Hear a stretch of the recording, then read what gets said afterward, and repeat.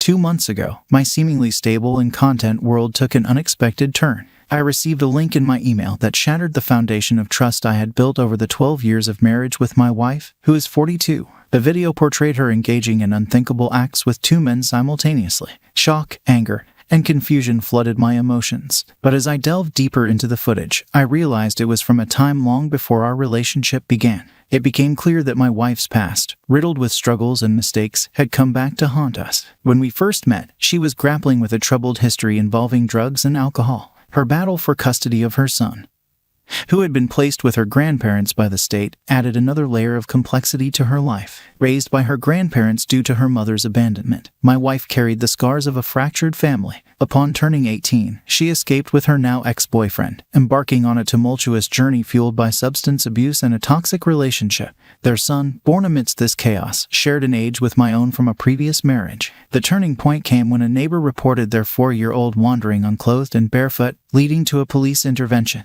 In the search that followed, drug paraphernalia was discovered in their apartment. Her boyfriend, also the supplier, received a 4-year prison sentence, while my wife faced a 3-month term. Child Protective Services placed their son in the care of her grandparents. The experience prompted my wife to reevaluate her life, distancing herself from her ex, who viewed her actions as betrayal. Upon her release, she was resolute in turning her life around, pursuing a career as a dental assistant.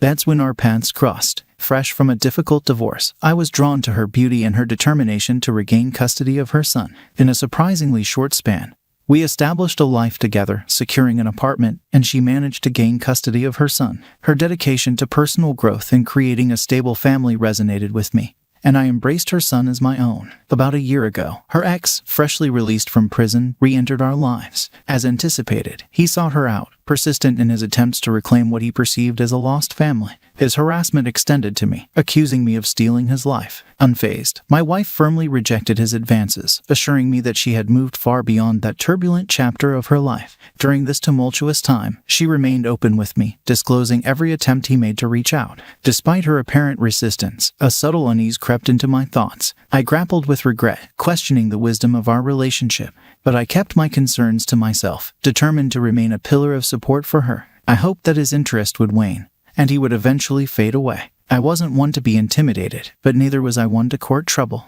I had led a straightforward life devoid of any brushes with the law or troublemaking. He continued to show up unannounced at our doorstep, testing the limits of my patience. At my urging, my wife sought a restraining order against him, and abruptly, the unwelcome visits ceased. I initially found the sudden disappearance odd but attributed it to his probationary constraints, fearing a return to prison. He seemed to have finally relented. A year passed during which I questioned my wife about her ex's whereabouts. After months of absence, strangely, she feigned ignorance, as though he had vanished into thin air. I welcomed the apparent peace, grateful for the absence of his disruptive presence. He had shown no genuine interest in his son, never inquiring about him or expressing a desire to reconnect after his release from prison. However, the tranquility was shattered 2 months ago when the disturbing link arrived in my inbox, exposing a video from the past. On the tape, her younger self was having intercourse with 2 men at the same time. One was her ex-boyfriend who recently got out of prison. It unraveled a forgotten chapter of her life, casting shadows of doubt and confusion over the narrative I had come to accept.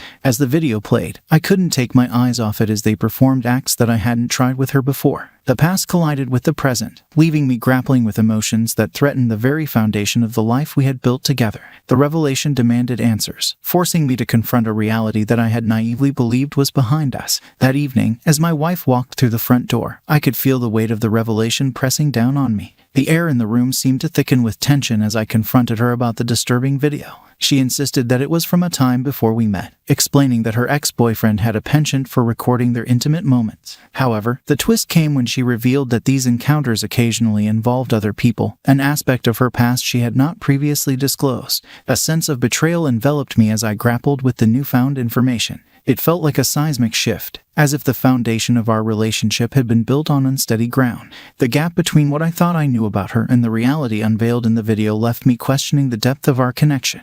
As she saw the turmoil in my eyes, she tried to downplay the significance of the events in the video, emphasizing that they occurred during a tumultuous period in her life. Her memories were hazy, blurred by alcohol and drugs. She argued that I knew her story, to which I conceded that I was aware of some aspect but not this particular chapter. She countered by pointing out that she hadn't delved into the details of my past intimate encounters either. While I acknowledged the validity of her point, the revelation struck me differently now that I had witnessed it firsthand.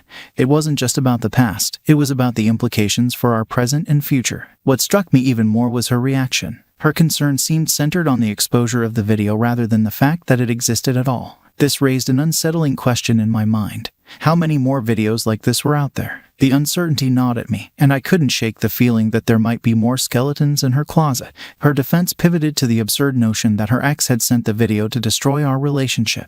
I struggled to reconcile this claim with the fact that I hadn't heard from him in over a year. Why would he resurface now to sabotage our marriage, unless there was some form of communication between them that she conveniently omitted? The revelation plunged our relationship into a murky abyss. Despite her assurance that the video was a relic of the past, my skepticism grew. I couldn't shake the feeling that there was more to the story, and a sense of restlessness overcame me. Sleep eluded me as I grappled with the unsettling uncertainty that now hung over the life we had built together. The discovery of the video had unraveled a web of deceit that extended beyond the boundaries of our relationship. Despite my initial hesitation to invade her privacy, the shock of the revelation drove me to delve deeper into the truth. Knowing that Facebook was her primary mode of communication, I decided to investigate. Though I had never been inclined to snoop before, the recent revelation had shattered my trust, prompting me to explore avenues I had previously deemed unnecessary. I was aware that she always logged into Facebook on her laptop, and I knew her password from having observed her input it on numerous occasions. One night, as she slept, I logged into her Facebook account, finding it still open on her laptop. What I uncovered sent shockwaves through me, shaking the very foundation of our relationship. Not only was she in communication with her ex, but she had been intimate with him at least more than once since his release from prison. He persistently urged her to leave me and be with him, but she resisted, citing my stability and the promise of a better life for our children as reasons to stay. As I delved further, I stumbled upon a truth more unsettling than I could have imagined. Their past relationship had not only involved drugs and alcohol but also swinging with shared videos of intimate encounters with other couples. The magnitude of deception and the stark contrast between the life she portrayed and her hidden reality left me reeling. Her ex, seizing upon the opportunity to manipulate and control, threatened her with exposure. He demanded that she leave me, using the video as leverage. The Facebook messages revealed a toxic dance of manipulation, coercion, and betrayal. It became evident that this wasn't merely a one-time lapse in judgment. There were likely numerous undisclosed encounters, perhaps even conversations conducted outside of Facebook, that were unaccounted for. Her recent messages scolded him for sending the video, indicating a breach in their collaboration of secrecy. The revelation left me feeling profoundly betrayed. The year when I believed her ex had vanished from our lives, he had, in fact, been a silent, ominous presence orchestrating a clandestine connection that threatened the very core of our marriage. The stability I thought we had achieved was now shattered, and the weight of this newfound truth bore down on me, leaving me to grapple with the harsh reality that our relationship had been built on a foundation of lies. The weight of the truth pressed on me. The unsettling details from her Facebook messages etched into my mind as I sifted through the conversations. A mix of disbelief and anger swirled within me. The messages she had recently sent to her ex were a defensive front, a desperate attempt to thwart any further attempts at manipulation. She taunted him, asserting that his plan to break us apart had failed and that I remained indifferent to his efforts. It was evident that she hoped this display would dissuade him from sending more damning videos that revealed her precarious past. Yet despite her attempts to shield me from further harm, the damage had been done. The videos in her past, once hidden in the recesses of her history, were now exposed. The revelation that she had been intimate with him after his release from prison cut through me like a knife. It wasn't just about her past or the videos. It was the stark realization that in a different circumstance, she might have chosen him over me. The foundation of trust and love I believed we shared had crumbled, leaving a void of uncertainty and betrayal. That night, sleep eluded me as I grappled with the newfound truth. The idea of a stable life once seemingly within grasp now felt like an illusion. The realization that her choice to be with me was contingent on stability rather than love left me questioning the authenticity of our connection. The specter of her ex, now armed with the potential to unveil more damaging secrets, loomed in the background. I began contemplating a life without her, visualizing the challenges of raising our children in a single-parent household, free from the drama that had suddenly enveloped us. Regret gnawed at me, regret for ever opening my heart to her and allowing myself to fall in love. The depth of the betrayal left me wondering if forgiveness was even possible, as the scars from that night seemed indelible. The idea of a quiet life free from the shadow of her past and the specter of her ex became an increasingly elusive dream. With the weight of evidence gathered from her Facebook messages, I woke her up, unable to let the truth linger in the darkness any longer. The confrontation that followed was a tumult of emotions, an anguished dialogue that would force us to confront the shattered pieces of our relationship and navigate the difficult decisions that lay ahead. In the aftermath of the confrontation, her attempts to deflect and justify her actions only intensified the turmoil. She claimed that her interactions with her ex were an effort to keep him away from our family, an assertion that rang hollow in the face of the evidence. Merely advising him to avoid our home when I was present did little to dispel his lingering influence. The day following the confrontation was marked by a sense of despair that eclipsed the initial shock. The video and the knowledge of her recent intimacy with her ex lingered in my thoughts like a relentless storm. I chose to sleep in a separate room, grappling with the internal conflict of not wanting to disrupt the lives of our children by immediately separating from her. As we attempted to navigate the aftermath, she confessed to the true nature of her past relationship with her ex. Their history included an open relationship characterized by intimate encounters with other couples. The revelation that she had been intimate with him 5 times since his release was a blow that reverberated through the fragile remains of our marriage. To make matters worse, she disclosed that he had been blackmailing her, leveraging the threat of revealing their past to manipulate her into submission. The link he sent me, an orchestrated act of revenge, was the culmination of this manipulation. After she rejected his advances and chose to stay with me despite the devastating revelations, I struggled to come to terms with the idea of ending our marriage immediately. Over the next 2 weeks, I clung to the hope that we could somehow salvage what remained of our relationship. However, each passing day brought a mounting wave of anger, a torrent of emotions that threatened to drown any chance of reconciliation. The internal conflict reached its zenith as I grappled with the betrayal, the manipulation, and the shattered trust. The weight of the decision to salvage or sever our connection pressed upon me, and the once clear path forward blurred into a maze of uncertainty. The 2 weeks marked by attempts at reconciliation and the persistent undercurrent of anger ultimately led me to a crossroads where a difficult decision awaited. The toll on my emotional well-being became increasingly apparent as the weight of the tumultuous month bore down on me. The realization that our paths had diverged irreparably became undeniable. Despite my initial reluctance to disrupt our children's lives, the toll on my own mental well-being and the realization that they deserved better compelled me to make a difficult decision. A month after the initial confrontation, with a heavy heart and the weight of betrayed trust, I sat her down and spoke the words I never imagined uttering. We were going to separate. Her immediate reaction was a torrent of tears, pleading with me not to let her ex win. She implored me to reconsider, attempting to convince me that we could salvage our marriage. I understood the implication. Succumbing to separation would validate his manipulative tactics. Yet, despite the rational understanding, I felt defeated, emotionally drained by the relentless storm that had enveloped our lives. Her suggestion of marriage counseling surfaced, a plea to rebuild what had been shattered. However, the thought of sitting in a room bearing the raw wounds of our fractured relationship to a stranger was unbearable. The idea of someone prescribing solutions for a marriage tainted by betrayal and deception seemed both surreal and intolerable. Her desperate attempts to dissuade me underscored her unwillingness to accept the reality of our separation. Yet, with each passing day, I became more resolute in my decision. The anger that had consumed me in the aftermath of D-Day slowly gave way to a quiet acceptance of the inevitable. I could no longer deny the fundamental truth. I couldn't mentally adjust to the reality that I was not genuinely desired by my wife. As I articulated my decision to separate, she resisted acceptance, clinging to the hope that I might change my mind. I understood the difficulty she faced, but for my own well-being, I couldn't continue living in a charade of a marriage. The weight lifted from my shoulders as the decision settled, granting me the elusive peace I hadn't experienced in a month.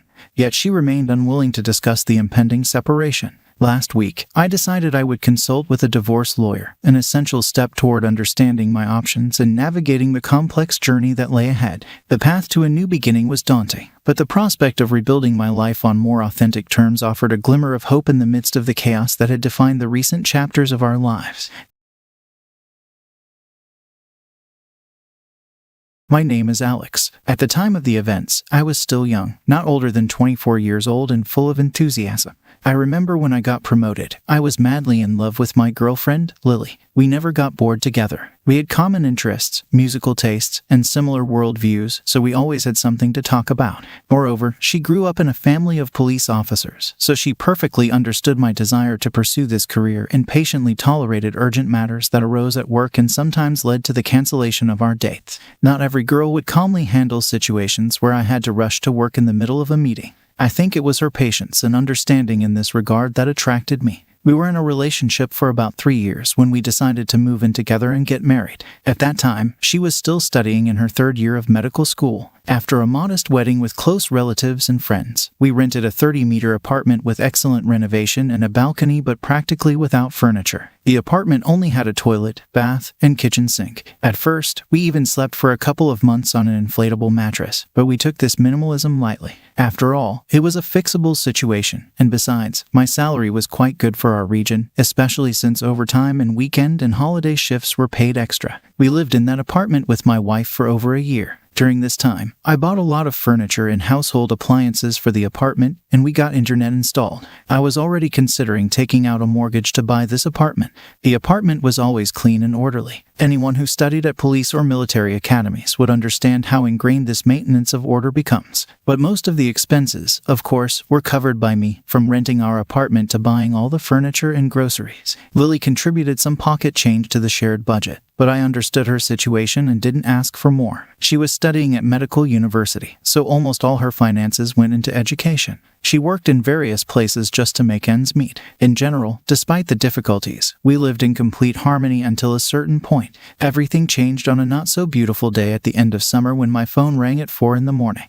There was a general alert in the region. One of the prisoners had escaped from our city's colony and disappeared into the forest. In short, it meant putting on the uniform and being at the designated assembly point in an hour. From there, we would be picked up. The chief would give instructions and necessary information, and we would be sent with a group to search for the criminal in the forest with trained dogs. How many hours or days these searches would take? Damn if I knew, but I always mentally prepared myself not to be home for the next day. My wife was aware of all the intricacies of my job, coming from a family of police officers herself. She understood the system of our work, and she was always prepared for my sudden shifts. While I got dressed, Lily quickly packed a backpack with food, water, and cigarettes, kissed me goodbye, and saw me off to the front door. As practice showed, in most cases, these searches in the nearby forests turned out to be fruitless, but we diligently followed the order and searched the area. But this time, luck smiled at us. Another group caught the runaway after about a day. All clear, everyone's free. Get some rest. Back to duty was the next announcement.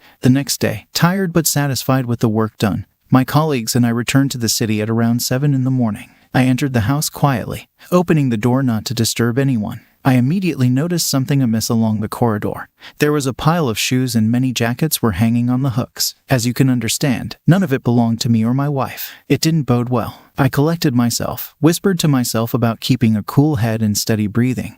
That's my mantra to take control of nerves. Without taking off my shoes, I began inspecting the apartment. It is difficult for me to find words to describe the nightmare I witnessed. The extent of this horror could only be conveyed with the help of profanity, but even that would be insufficient. The apartment looked like a hurricane had swept through, or an earthquake, or a summoning of spirits from the other side, only without pentagrams and blood. It wasn't just a student party. It looked like the last party of their lives, as if the end of the world was imminent. The bathroom was covered in someone's vomit. Even the walls were stained. The tap in the bathroom was torn off, water flowing smoothly into the sink drain. Some guy in wet clothes was sleeping right in the bathtub. The kitchen was a mess with broken dishes and dozens of empty alcohol bottles. Another intoxicated body lay unconscious against the wall. One of the wall shelves, where a bunch of spices was stored, was torn off and lying shattered on the floor, the spices scattered around. Another room didn't look any better. The transformable chair in the living room was unfolded, and a couple managed to fit in it, sleeping in each other's arms. The plasma TV, which I bought on installment 6 months ago and only paid off last month, lay on the floor, broken. The full picture of this chaos was completed by the bed on which my wife lay naked and in the embrace of some guy. A couple of used condoms lay on the floor near the bed.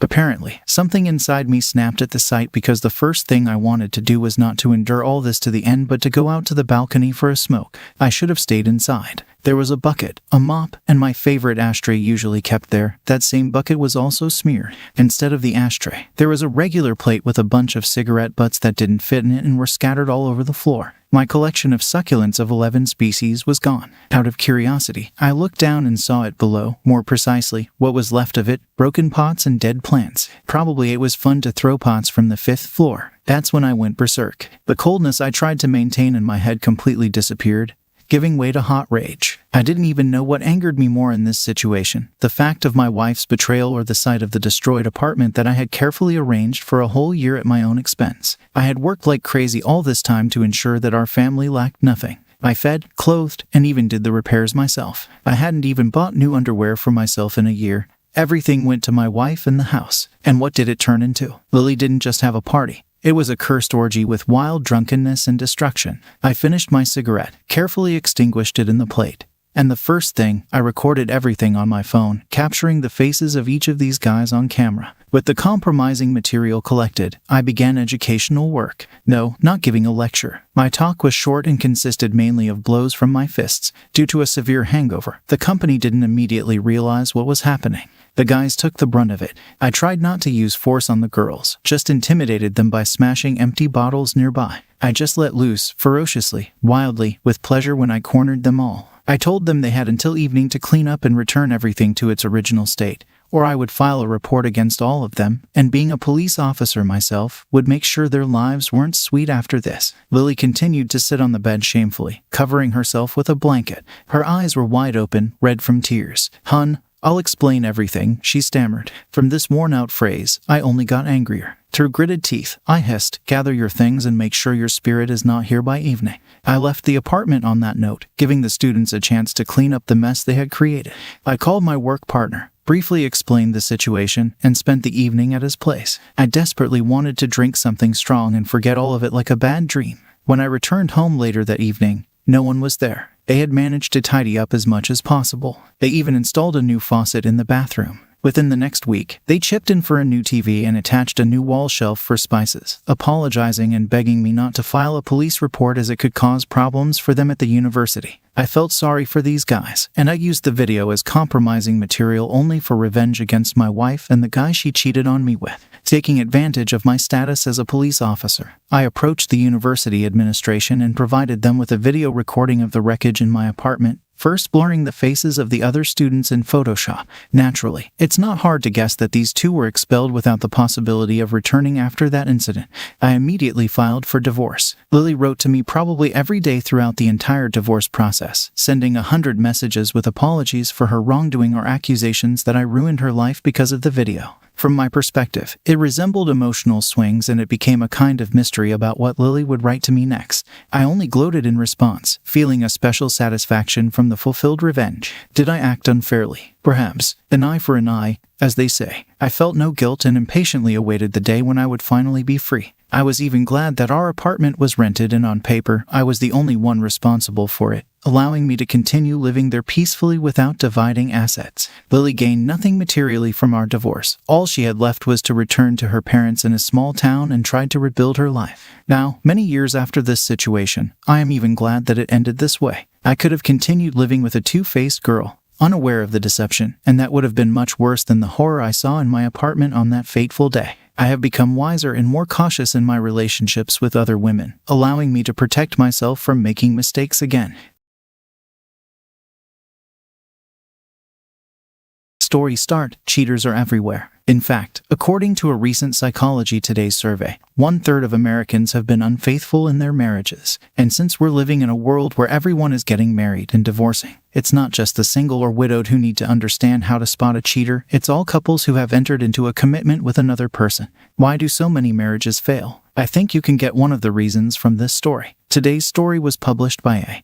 And this story describes how a husband handled the situation when he discovered his wife's cheating. Okay, let's go to the story and see how he handled the situation. Cheating by a spouse is usually discovered when a friend or associate brings something to the attention of the other spouse that is suspicious or incriminating. Sometimes it is discovered when the other spouse does something unusual in a situation, or they're caught in a little lie that might seem innocuous. This tale of how I caught my wife was sort of a mixture of all. You have several options when you discover your spouse is cheating or has cheated. Each situation has its own variables that should be looked at in the cold light of day, but most are handled on an emotional basis since it does affect certain primordial instincts. This short story describes how I handled the situation when I discovered my wife cheating. I think history indicates it was the right response and that I made the decision as unemotionally as possible based on where I wanted my life to go. Update: here's my tale. Update: I'll tell you about my wife, Kathy. She's 24, stands 5'10" and weighs around 120 pounds. She has beautiful facial features, and with her long dark brown hair, she is a knockout. I often wonder why she chose me as her mate. I know she was going with some guy who was wealthy and good looking before we met, so it intrigued me sometimes why she broke up with him and picked me. However, I never questioned her on it and was satisfied that we were one. Maybe I should have been more discerning and checked into it before talking marriage. My name is Jack. I'm 25, 6'0",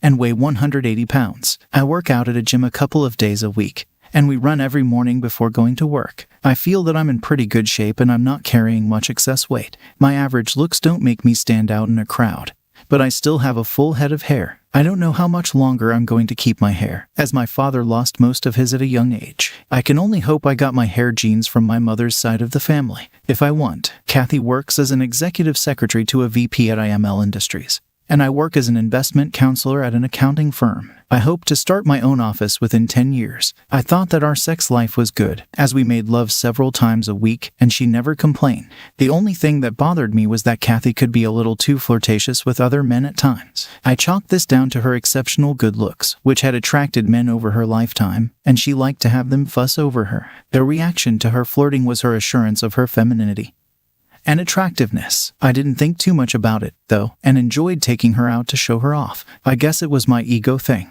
Before we were married, we had discussed what was allowed and what wasn't in a relationship. She had been raised in a family that strove to incorporate religious values into family relationships, and she indicated that she wanted the same values in her marriage. She wanted children, as I did, and we both felt that children were the heart of a marriage and they were needed to sustain it over the long term. We both vowed that mutual love, trust, and respect were the keys to our loving, long-term relationship. So, I felt that with that understanding when we married, we would have a lifetime relationship. However, we decided to hold off on having children for a few years until my career solidified and we could afford a home to raise our family in. Until then, we rented an apartment and lived the lifestyle of a young married couple and saved for our dream. We had been married for 3 years when Kathy started to make noises about starting our family. So, we sat down and looked at our finances. Even though real estate prices had escalated, we both felt that, due to low interest rates, we would be in a position to make a down payment on a home in a few months. So, we set a date when she could go off her birth control pill. We made beautiful love that night as we were both excited about the future and our desire for children.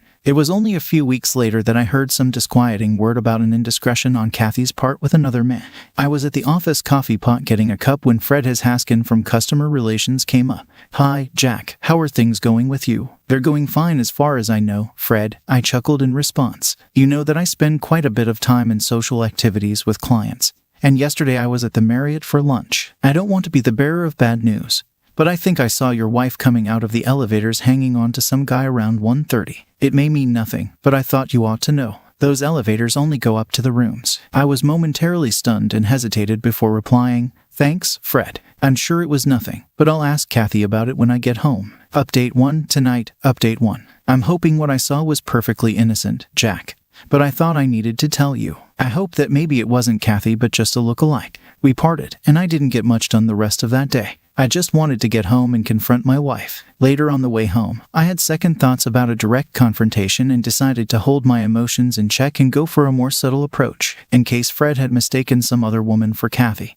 or there was an innocent explanation. I usually get home a little earlier than Kathy and start dinner. After changing, when she arrives, she changes, and we have a glass of wine before dinner. This is the time when we can relax together and discuss the day's activities. I thought that this would be the appropriate time to see if there was something in what Fred had seen at the Marriott. When Kathy came, she kissed me on the cheek and went upstairs to change. I got a couple of glasses of her favorite wine and took them into the living room where we usually relaxed in our small apartment. After a few minutes, Kathy came in and sat across from me, picking up her glass of wine. She took a sip and lay back in the chair with a sigh. "Well, how was your day?" she asked. "Mine was pretty busy." "Why? What's going on at IML?" "Nothing much with IML, but John is getting a divorce, and he was pretty down about it." John was her boss and the VP of Human Resources at IML. He was in his late 42s and very virile and handsome. He'd always come across as a womanizer to me. "That's a surprise. What happened to John's marriage?" "I thought he and Denise were forever." "I did too, but I guess there was some cheating going on, and I haven't determined whether it was him or her who was doing the cheating. But John was really in a funk today, and I talked him into taking me to lunch at the Marriott today to try to get his mind off his problems." I breathed a small sigh of relief that she had admitted she'd been at the Marriott today and confirmed Fred's identification of her. However, it didn't explain why she was coming down from the rooms. Was it a long lunch? No, we were back at work by 1. I had 1 glass of wine, and he had a couple of scotches. It seemed to help him as he was looking better when we got back. A little lie. Fred said it was 1:30 when he saw them in the hotel. Was a half hour or so enough to warrant suspicion? It still didn't explain why she and, I assumed, John were seen coming down in the elevator. But she wasn't volunteering anything further. I thought I'd better end the questions before she became suspicious. This was going to require more thought and investigation. How did your day go? She asked, changing the subject. Fine. I talked with Sam Hopkins for a while, and we're invited to their place this Saturday for a barbecue. That's great. I'm looking forward to it. I haven't seen Sally in a while. By the way, the IML annual picnic is scheduled for the following weekend. I'd like to go. Fine with me. Let's plan on it. She looked happy and put her arms around me and kissed me. Somehow, I wasn't sure how to respond. Was she kissing John earlier today? The thought made me nauseous, and I broke free and headed for the bathroom. She looked shocked as I left her. What's the matter, honey? Did I do something wrong? I just felt sick to my stomach for a minute. I'll be right back. I had to think. When I got into the bathroom, I sat on the toilet seat until my stomach calmed down and then tried to rationalize the situation and the issue of her possible cheating. Okay, there's some smoke here. It may not be a fire, but definitely smoke. Can I trust her without knowing? We want kids, and she wants to get pregnant soon. What if I don't do anything to find out, and we go ahead and have a child? Then, if I find out she's playing around later and want to dump her, I'm faced with child support payments for 20 years and the cost of a college education because the court will award her custody. They always favor the mother in these cases. Those child support payments will mean it will be difficult to remarry and support a new family. So, before Kathy and I can proceed any further to make a family, I've got to find out for sure whether she's been cheating on me. If she's playing around now, she will most likely do it again sometime. I don't need that in my life. I've got to confront her. At that moment, there was a knock on the bathroom door. Are you okay, honey? Can I get you anything?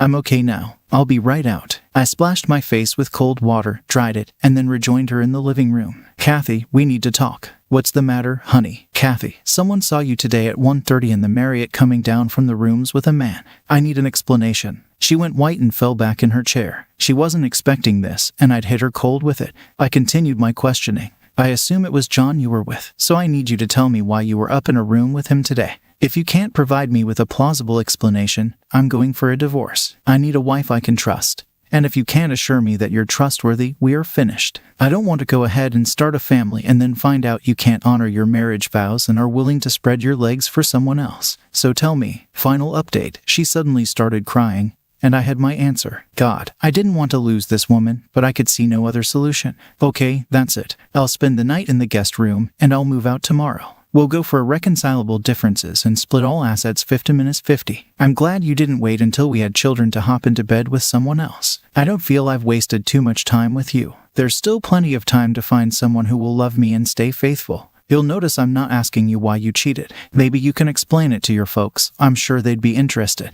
I thought we had an understanding regarding love, trust, and respect in our marriage, but you just threw them away. Tears were running down my face as I got up and moved my belongings into the spare room. Then, I went out by myself and got something to eat. Later, I went home, and she was still sitting in the chair. Her makeup was smeared from crying, and she looked at me with sadness. I'm so sorry, Jack. It was only the one time. He was so down, and I felt I could cheer him up. He was so nice, and I don't know what made me do it. If you could forgive me, it will never happen again. You can forget your wedding vows to forsake all others over such a weak excuse. That means you don't put much of a value on those vows, your parents, our marriage, or me. I'm sorry. I've always been faithful to you, and I expected the same from you. I still love you, and I expect that will fade with time, but I can't trust you anymore, and I've lost my respect for you. This marriage has got to be over right now. I'll get hold of a lawyer in the morning, and we'll go from there. When I went to the spare room, I could hear her crying long into the night. I didn't sleep too well that night either. I got up early, showered, dressed,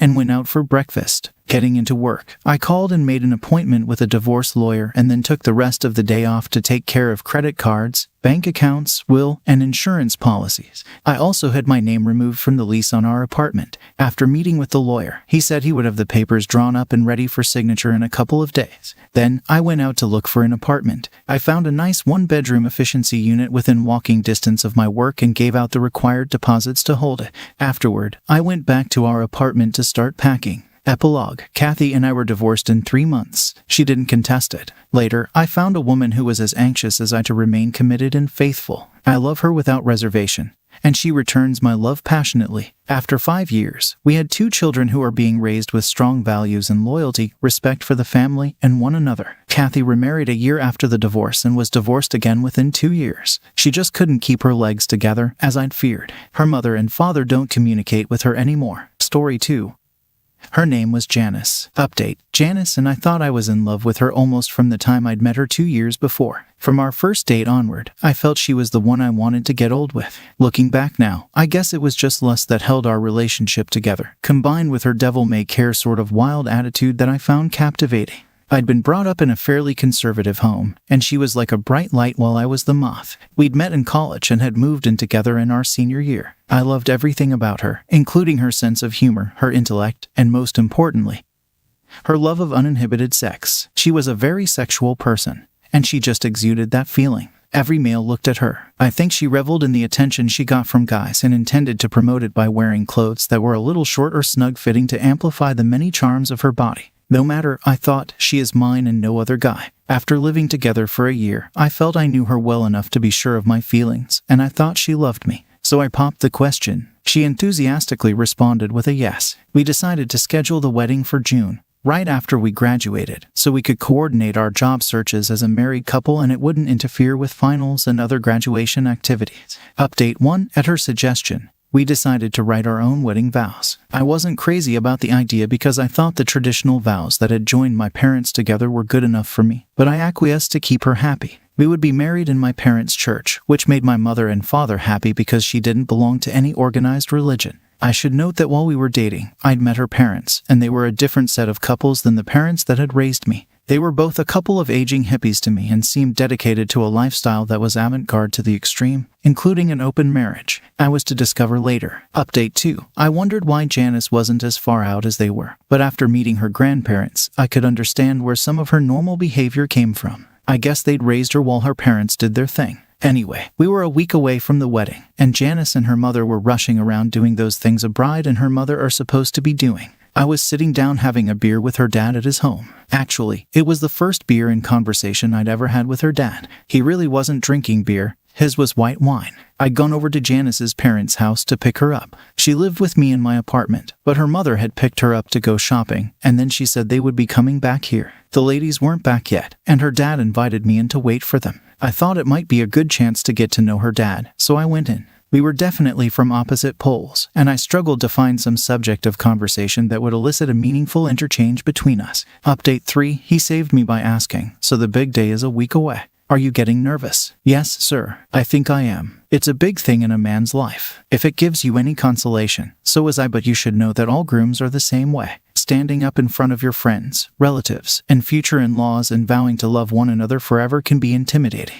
Her mother and I wrote our own vows just like you two are doing. It was very romantic, and we've never regretted it. That sounds encouraging. How many years has it been? Janice's mother and I have been married 24 years. It's hard to believe, but next year will be our silver anniversary. That sounds wonderful. You must really get on well together. We do, and I owe it all to the understanding we had the day we were married. What was that? I asked. To love one another. Don't keep secrets from one another. Be tolerant of one another. Always be there for one another. Recognize her needs, and being faithful to her. That sounds simple. We expressed it in our wedding vows, and we've stuck to it all these years. Update 4. I thought for a moment about what he'd said. It was hard to reconcile their lifestyle to such a conventional approach to marriage. So that's her secret. I'll have to remember that. It's sound advice from someone who's been there. But say, Janice will be celebrating her birthday right after you get back from your honeymoon. How about my wife and I planning a party for her? I don't think you'll have the time. Hey, that sounds good. I appreciate your consideration. No problem. Maybe her father can make it too. Her father? What is going on? I thought he was her father. I must have looked confused because he smiled and asked, Didn't Janice tell you? I'm not her biological father. His name is Stan Burris, and he's a salesman for Norris Business Forms. He passes through periodically and stops to say hello. You'll like him, and I'm sure he'd like to make your acquaintance since you're marrying his daughter. Yeah, that would be great. I responded nervously. I'm looking forward to it. Update 5. Just then, Janice and her mother came, laden with bags of merchandise with the logo of the local department store emblazoned on each bag. There, Janice exclaimed as she dumped her load on the sofa. That will take care of gifts for the bridesmaids and a few other things, she said as she came over to sit on my lap. We kissed tenderly, and then she asked, "What have you and Daddy been doing while you were waiting?" I was telling him what every groom should know. Her father volunteered. "What did you learn?" she asked with a giggle. "Not something naughty, I hope." "I learned why your mother and father have had such a loving marriage," I answered. I wanted to ask her about her biological father, but decided to wait until we were alone.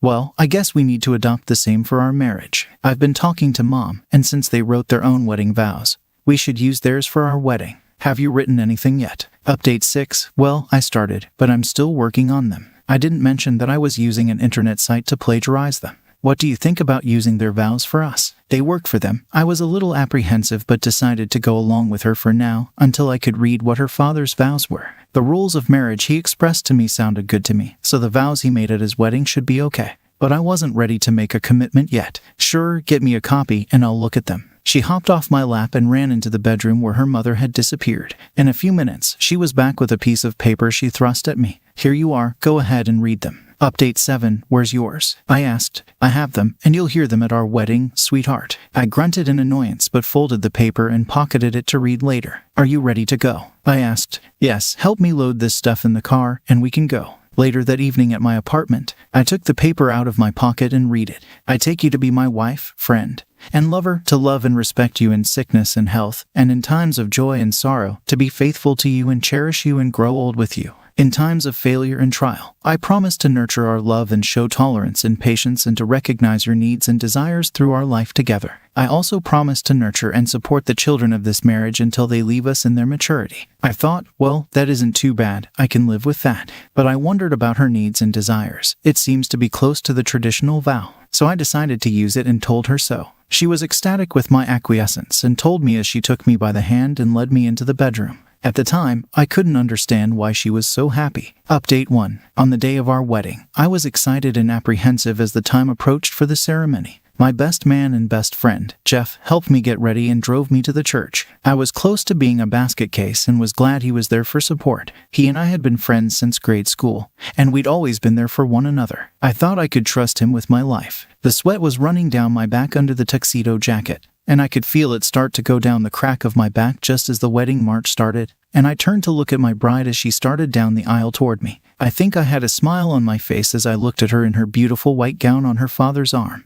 I couldn't see her face behind the veil, but I knew she'd be smiling too. When the pastor began the marriage service, I think I was in a fog, hardly paying any attention to what he was saying. I just had to remember my cue that we'd established the evening before at the wedding rehearsal, and I thought I'd be able to pull this off and get out of here with my bride. Then I realized that the pastor had given Janice her cue when she started to read her vows. I was still in a daze, but somehow I was paying attention to her words as she read from a small card in her hand. "I, Janice, take you as my lawfully wedded husband. I will love you and cherish you all our wedded lives. I will be with you through all the trials and tribulations of our lives, in sickness and health, in good times and bad, and I will respect and honor you as my husband from this day forward. I will be committed to your well-being and happiness, and I will always be there for you. This I swear before Almighty God." I was puzzling over her words when the pastor was asking if anyone knew of any reason we should not be wed.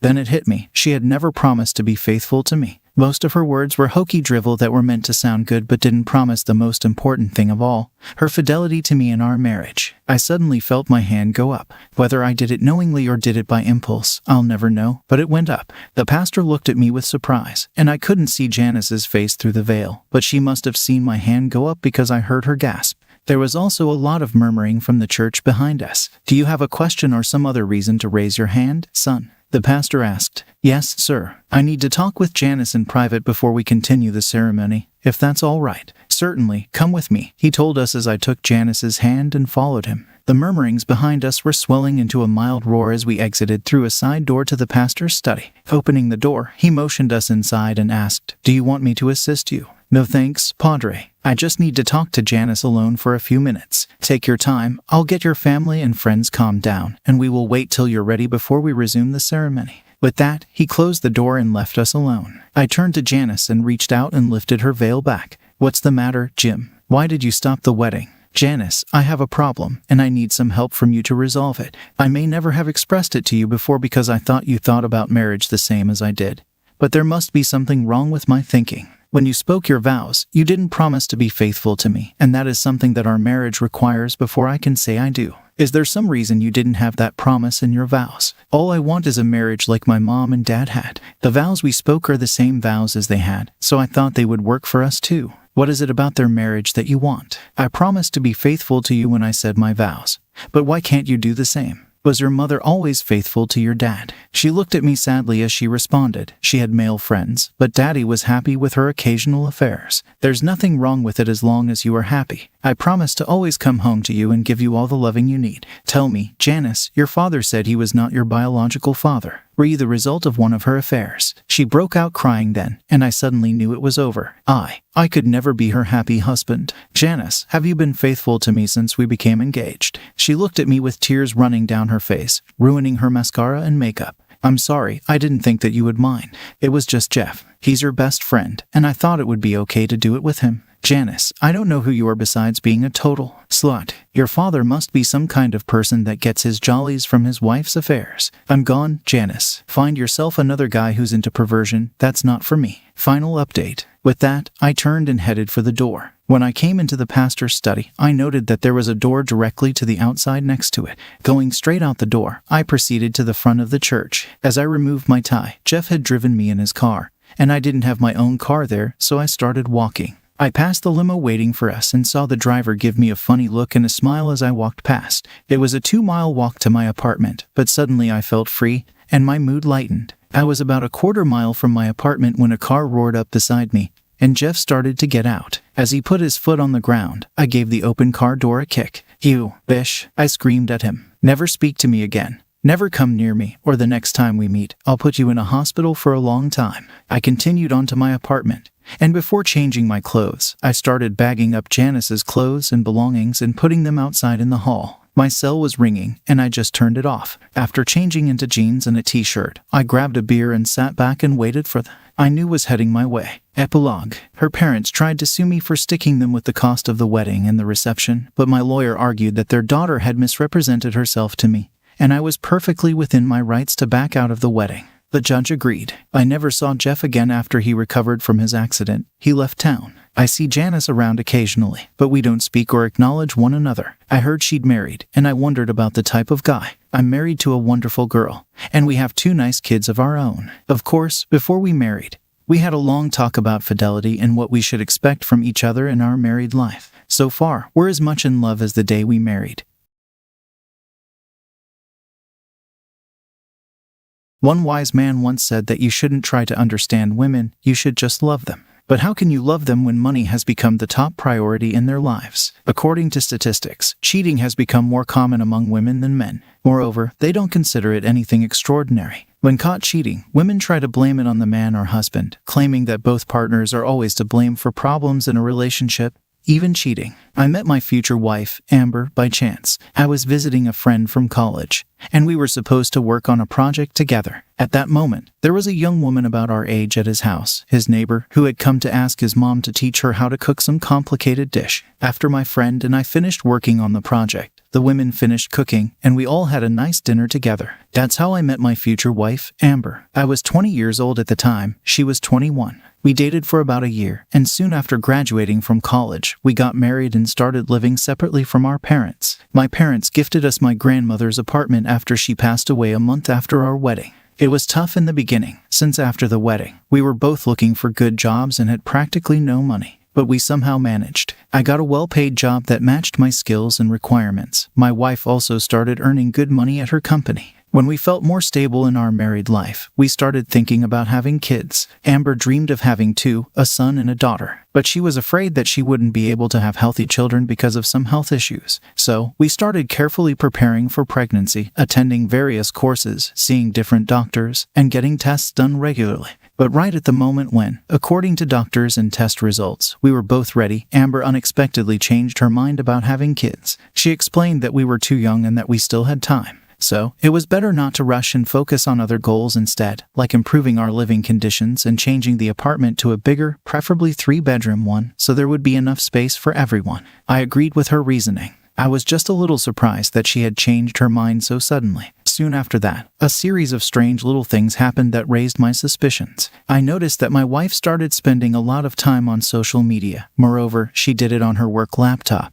which she password protected along with her phone, even though I never used them. Some miscommunications started happening. Secrets appeared. It didn't affect our everyday life at all, but it greatly impacted our sex life. My wife often came home late, tired, sometimes didn't go to bed at all, and worked on her laptop. I didn't like it at all. I decided to talk to her about it openly. But instead of a conversation, I got a scandal with accusations that I don't respect her dedication to work. Honestly, I still didn't understand why she had started a fight. The truth came out later and had nothing to do with work. Usually, I didn't come home for lunch, but this time I decided to leave work early and agreed to it with my boss. My wife had a day off, so I wanted to surprise her. I bought flowers and wanted to invite her to a restaurant so we could have a calmer, more relaxed conversation, and hopefully it would encourage her to have an honest talk. But when I came home, I immediately saw from the hallway that some sexual activities were happening in the kitchen. Amber and a man, noticing my presence, shuddered and jerked away from each other. They picked up the clothes scattered on the floor and quickly got dressed. Then my wife tells me that the time for an honest conversation has come. I didn't expect such cynicism and cold-blooded tone from my wife, and it made me furious. I threw the bouquet at her and started yelling at her to get out of the apartment with her lover. I don't remember what else I was shouting in a burst of anger and resentment. We stood against each other. The man tried to say something and even calm me down, but I pushed his hand away and punched the stranger twice in the face. But Amber stood up for him and got between us. Turns out my wife was going to leave me for this stranger and said I had no right to beat a citizen of a foreign state. That's when I started listening to his speech and noticed that the man spoke English poorly with a strong accent. With great difficulty, he started saying that he had loved my wife for a long time and had come to take her with him to Spain. I looked at him appraisingly. He seemed to be over 40 years old and objectively unattractive, although expensively dressed. Clearly, another rich man looking for a beautiful young woman. The puzzle in my head quickly came together. Once, when cleaning the apartment and putting away the clean clothes, I found a couple of books in her underwear drawer. One was an English-Spanish phrase book, the other completely in Spanish, and another one was a textbook for learning Spanish from scratch. Back then, I was just surprised but didn't make much of it. Maybe my wife wanted to learn something new and then travel with me to Spain or another Spanish-speaking country during vacation. Now I understood that all her secret correspondences, stealth, those foreign language textbooks, it was all because of her lover. What a fool I was for not realizing it immediately. Turns out they were waiting for me to come back from work just in the evening and were going to announce that they had been exchanging letters for about a year already and had been in a secret relationship for almost a month. My wife said she loved this man very much, that she had met the Spaniard online, that they fell in love, and he had come for her. He was good, kind, polite, well-mannered, chivalrous, naturally, better than me in every way. So, she was going to go to Spain with him and live in the port city of Malaga. She said all the divorce papers were already prepared, and I could sign them right then. She had already put down her signature. She had packed the belongings she needed for the first little while. I could throw out about the rest because her lover promised to buy her everything new. They were flying out in 2 weeks, plane tickets already purchased. The only thing I managed after that detailed story was to punch that Spaniard in the stomach several times, which made him hastily flee the house. What shocks me is Amber's audacity, as she tried to scold me for such behavior. Without saying anything, I grabbed her by the hair and pushed her out onto the street, slamming the door right in front of her nose. Soon after, her packed suitcases went flying as well, because she started yelling that she would call the police if I didn't give them back. I didn't feel any regrets over my behavior. On the contrary, I barely held back from slapping Amber herself in the face. If her lover is so well off, he can get her a hotel room and take her to live with him. I immediately called work and took a week off at my own expense, honestly telling my boss that I was getting a divorce from my wife. He understood everything. I went to the store and used the money I had put aside for the restaurant to buy lots of alcohol and food instead. I drank for 3 days. The rest of the time, I just lay at home and did nothing. How could I do anything when my head was occupied with other things? By the end of my time off, I accepted the fact that my marriage had come to an end. Although my heart ached from such an ending to my married life, I guess it's still better than endless horror. I didn't expect such deceit and betrayal from her. My story should have ended there. But as they say, not everything is so fast and simple in life. 3 weeks passed since the moment I kicked out my wife and her lover. I came home from work, quickly ate dinner, and collapsed on the couch with a beer bottle, hoping to watch some TV. Then the doorbell rang. I opened the door. My wife was standing on the threshold of my house. She immediately said that we needed to talk, very, very seriously. Well, come in, I say. We can talk if we need to. How I gloated. I can't put it into words for you. Turns out, this Spaniard had his sights set on not just my wife in America. Aside from her, he had 7 other women. Naturally, he chose only one. And it wasn't my wife at all. He flew off to Spain on those same plane tickets with a 19-year-old girl while he robbed Amber, taking all her money, savings, and expensive jewelry. My wife returned to her mom's and lived with her for a whole week. While she lived there, she thought about me all week and remembered our life together. She realized how much she had lost when she left me and that she simply couldn't live without me. She confessed with fake tears in her eyes that she had made a huge mistake. That she actually loved only me, that she deeply regretted her behavior and asked me to forgive her. She understands that forgiveness won't come right away, but she is ready to work on herself and make every effort to fix her mistakes, that nothing like this will ever happen again. She wants to have kids with me and agrees to all the conditions I set. Of course, she was interested whether I had signed the divorce papers or not. I said, okay, I'll think about it. Come see me in like 3 weeks, and that I had signed the papers, even though I actually hadn't at that point. I said, say then, it's better she leaves now because some girls were supposed to come over to my place. You should have seen her face when I mentioned other women. I didn't care that it was a lie. I didn't regret my little prank. When my wife came 3 weeks later, I was seriously set on divorce, had signed all the documents, and submitted them to court. Amber seemed to burst at that moment. She said that everything she had done was one huge mistake and that she didn't want to lose me. She threw herself on my neck and cried loudly without the fake tears this time. I felt sorry for her, but I didn't have any tender feelings left for her. I couldn't forgive the betrayal and deceit I suffered, and I doubt I ever could. When we got divorced, I felt true relief and freedom. As it turned out, after the divorce, my grandmother's apartment remained mine. So, I was at ease and enjoyed the solitude for some time. After the divorce, Amber still hung around me and kept asking for forgiveness for her wrongdoing, probably hoping I'd give our relationship another chance. But it didn't happen. She moved back in with her parents, and that's where our communication ended, completely. I don't know how she lives now, and I never thought about it. While I'm still young, I can focus on myself and live as I please. Matt and his wife, Jess, were 49 years old. Their relationship had the classic storyline. They met in college at a mutual friend's party, dated for several years, had a lavish church wedding with lots of guests and relatives, a honeymoon in Hawaii with its azure ocean, coconut juice, and bright sun in the sky. Jess was devilishly beautiful and could easily have worked as a model if she wanted to, slender, tall, with long blonde hair. Sometimes Matt would look at his wife and wonder himself how he managed to win over this beauty. In the man's opinion, their married life was quite good, perhaps better than many of his acquaintances. The spouses didn't get bored in each other's company, loved to travel and learn about different cultures. They managed to buy their own apartment after 10 years of marriage and, after another 10 years, bought an apartment for their adult son when he was finishing college and planning to live with his girlfriend. This is how Matt lived with Jess in marriage for about 28 years. Even at 49, the woman looked very attractive and drew the attention of younger men. This amused Matt more than made him jealous because his wife never flirted back with strangers' advances. Jess never really gave a reason for jealousy, so he never worried about that. Matt found out about her infidelity completely by accident. One day, his wife told him that she had invited an old friend over who, after her own wedding, moved with her husband to Alaska because of the great distance. The women saw each other very rarely, once every year or two. Every time the friend came here to visit her relatives and friends, she and Jess would usually meet up somewhere in a cafe or park nearby. But that time, they decided to spend time together at our house. Jess politely asked Matt to go somewhere so they could chat alone. Just the two gals, drink some wine, and order sushi. This was a perfectly normal request for us because I should say the spouses had a very small circle of friends. The husband knew all of Jess's girlfriends by face, and the wife likewise knew all the man's buddies. Neither had any objection if one of them invited a company of 2 or 3 friends over and spent time with them in the kitchen.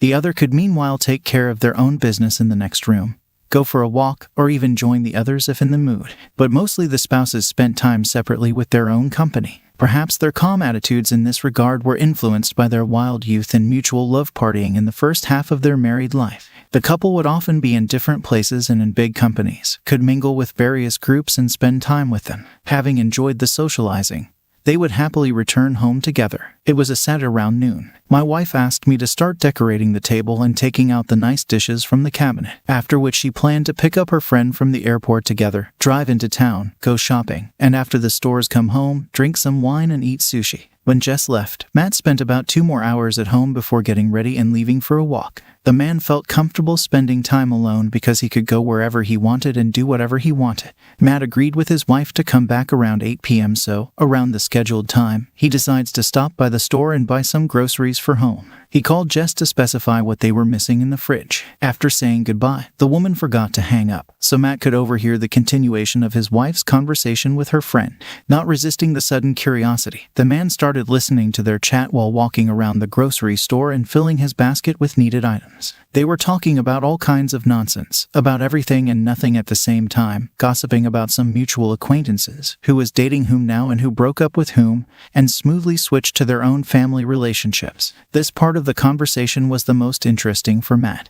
What husband wouldn't be interested to hear what his wife says about him? The women, not shy on details, started sharing particulars of their personal life, or rather intimate life. Moreover, from their questions to each other, it was clear they both knew what was going on in the other's bedroom. The friend sadly recounted that she hadn't been intimate with her husband for 2 years now and that she'd been seeing someone from work for about a year. She was worried that sooner or later the truth would come out and her husband would find out about these love affairs. From Jess's calm reaction, the man understood that she was aware of the situation. She expressed sympathy and understanding to her friend, to which the friend wondered how Jess managed to conceal her affairs with other men from Matt for so many years and still maintain a good relationship with him. The friend's voice held a certain envy and respect for Jess's mysteriousness. Matt just froze by the dairy products, not believing his ears. Well, this was definitely not what he expected to hear. He hastily pressed the record button on the call so he could later use it as evidence of what he found out about his wife. The next hour of their conversation was devoted to candid confessions from Jess about her infidelity. The first time the woman cheated on her husband was in 1998, 3 years after the wedding, and the last time was 2 years ago.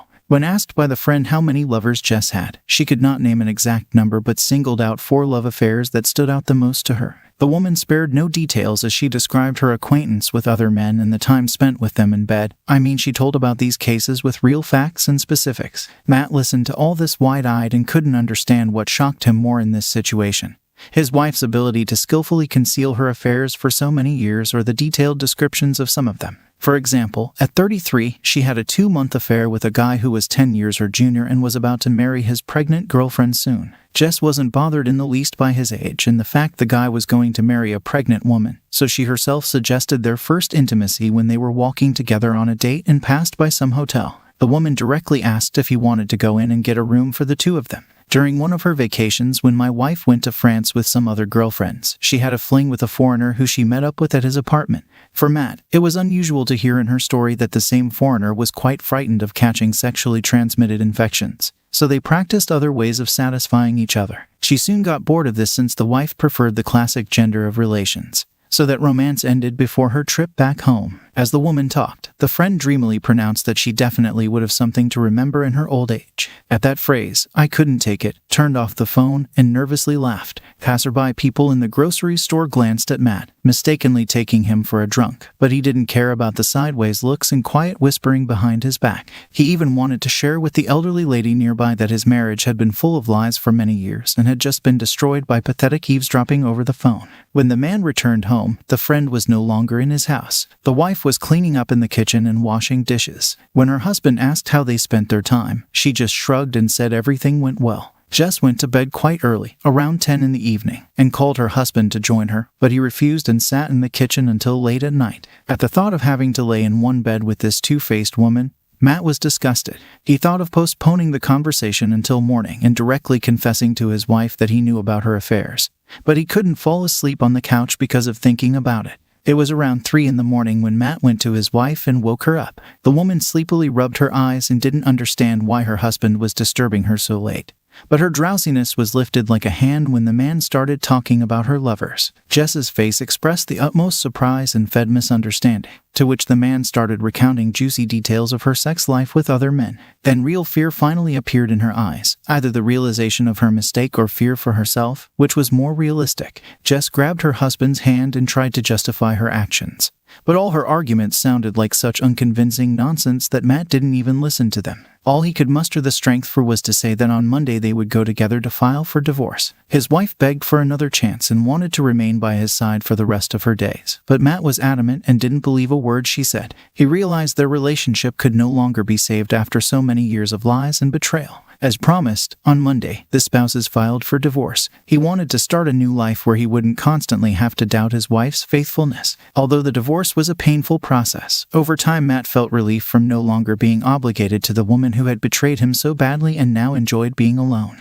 He sold his half of the property that was left in him after the divorce and bought a small house outside the city, closer to nature and tranquility. The man honestly told his relatives and adult son of the reason for the divorce, including using the recording with details of his ex-wife's love affairs. Upon finding out about Jess's betrayal, they severed all ties with her and refused to communicate. And while the former husband's family's animosity was something she could come to terms with, her son's hatred was most painful of all. He fully took his father's side and wanted nothing to do with her. After Matt filed for divorce, Jess was devastated. She lost not just her husband but her whole way of life. For some time, she tried to win Matt back, begged him to give her another chance, but eventually had to accept their marriage was truly over. Deep down, she understood she only had herself to blame for what happened, deceiving her husband all those years, and tried to find solace in casual flings, but it only exacerbated her loneliness and inner emptiness.